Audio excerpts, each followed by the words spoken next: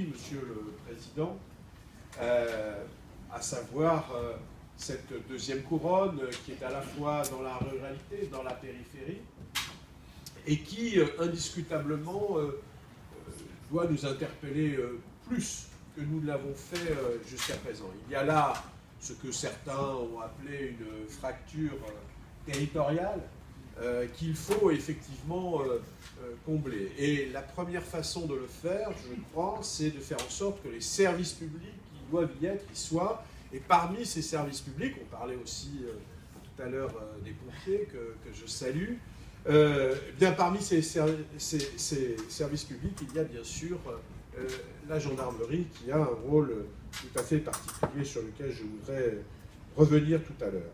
Mais bien sûr, parmi tous ceux qui ont concouru, et Gilles Savary a eu raison de parler d'équipe de sport collectif, et j'ai pu comprendre que c'était effectivement un sport, et que c'était effectivement collectif, mais je veux saluer son action toute particulière, Gilles Savary, qui s'est mobilisé avec vous pour obtenir les crédits nécessaires au financement de ce beau projet, qui a pu mobiliser mon collègue Cazeneuve. Avec beaucoup d'abnégation, il a obtenu satisfaction.